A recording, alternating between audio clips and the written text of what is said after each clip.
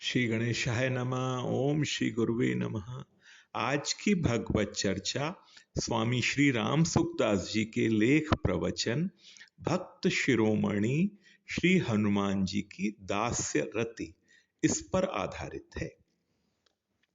स्वामी जी कहते हैं, भगवान की मंगलमयी अपार कृपा से भारत भूमि पर अनंत काल से असंख्य ऋषि संत महात्मा भक्त होते रहे हैं।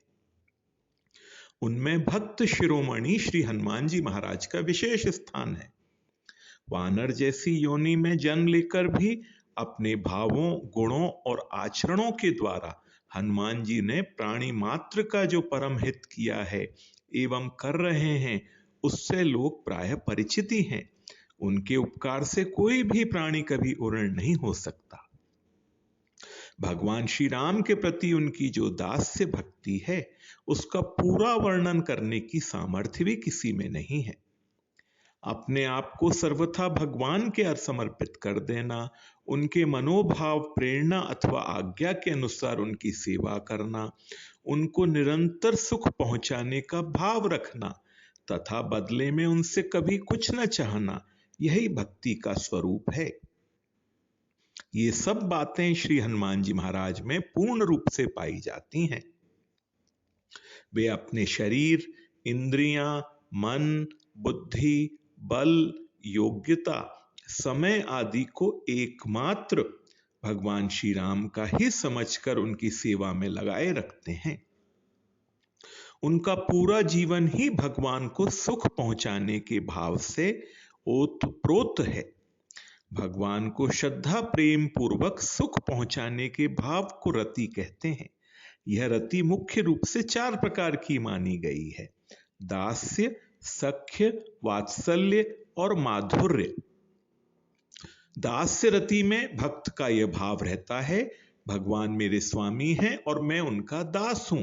वे चाहे जो करें, चाहे जैसी परिस्थिति में मेरे को रखें और मेरे से चाहे जैसा काम लें, मेरे पर उनका पूरा अधिकार है। दास्य रति में भक्त का शरीर, इंद्रियां, मन, बुद्धि आदि में किंचित मात्र भी अपनापन नहीं रहता। उसमें मैं सेवक हूं ऐसा अभिमान भी नहीं रहता। वह तो यही समझता है, मैं भगवान की प्रेरणा और शक्ति से उन्हीं की दी हुई सामग्री उनको ही अर्पण कर रहा हूं।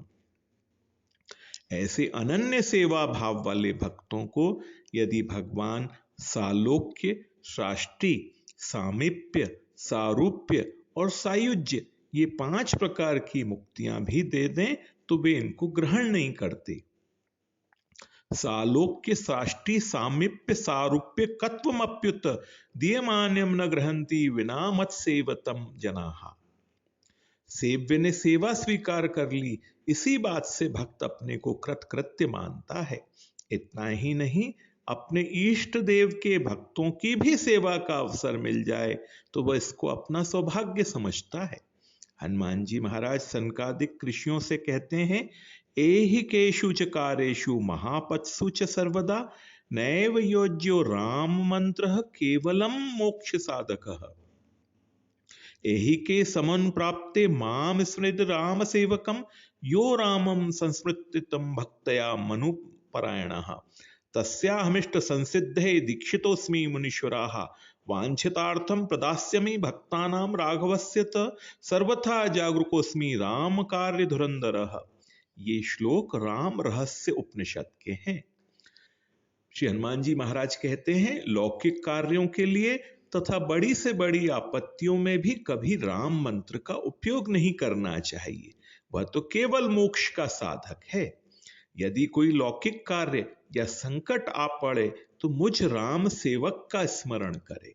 मुनीश्वरों, जो नित्य भक्ति भाव से राम मंत्र जप में संलग्न होकर भगवान राम का सम्यक स्मरण करता है, उसके अभीष्ट की पूर्ण सिद्धि के लिए मैं दीक्षा लिए बैठा हूं। श्री रघुनाथ जी के भक्तों को मैं अवश्य मनोवांछित वस्तु प्रदान करूंगा। श्री राम का कार्यभार मैंने अपने सिर पर उठा रखा है और उसके लिए मैं सर्वथा जागरूक हूं। हनुमान जी महाराज भगवान राम की सेवा करने में इतने दक्ष हैं कि भगवान के मन में संकल्प उठने से पहले ही वे उसकी पूर्ति कर देते हैं। सीता जी की खोज के लिए जाते समय हनुमान जी को केवल उनका कुशल समाचार लाने के लिए ही कहा गया था, परंतु जानकी जी की खोज के साथ साथ उन्होंने इन बातों का भी पता लगा लिया कि लंका के दुर्ग किस विधि से बने हैं, किस प्रकार लंकापुरी की रक्षा की व्यवस्था की गई है, किस तरह वह सेनाओं से सुरक्षित है, वहां सैनिकों की, हाथियों की, घोड़ों की संख्या कितनी है, आदि आदि। जब अशोक वाटिका में उन्होंने त्रिजटा का स्वप्न सुना, सपने वानर लंका जारी, जातु धान सेना सब मारी, तब इसको हनुमान जी ने राम जी की ही प्रेरणा समझी, और जब उनकी पूंछ में आग लगाने की बात चली तब इस बात की पूरी तरह पुष्टि हो गई। बचन सुनत कपि मन मुस्काना, बही सहाय सारद में जाना। अतः हनुमान जी ने भगवान की लंका दहन रूप सेवा का कार्य भली भांति पूरा कर दिया। इतना ही नहीं, राम जी को लंका पर विजय करने में सुगमता पड़े, इसके लिए उन्होंने लंका को जलाने के साथ साथ लंका की आवश्यक युद्ध सामग्री को भी नष्ट कर दिया, खाइयों को पाट दिया, परकोटों को गिरा दिया और विशाल राक्षस सेना का 1/4 भाग नष्ट कर दिया। ये सब विस्तृत वर्णन श्रीमद् वाल्मीकि रामायण में आता है। आगे राक्षसों की संख्या न बढ़े, इसके लिए उन्होंने भयंकर गर्जना करके राक्षसियों के गर्भ भी गिरा दिए। चलत महादुनि गर्जसि भारी, गर्भस्त्र वहीं सुनि निशिचर नारी। कारण कि भगवान का अवतार राक्षसों का विनाश करने के लिए ही हुआ है। विनाशाय च दुष्कृताम, और हनुमान जी को भगवान का कार्य ही करना है। राम काज लगी तब अवतारा। आज की भगवत चर्चा यहीं तक। ओम श्री गुरुवे नमः।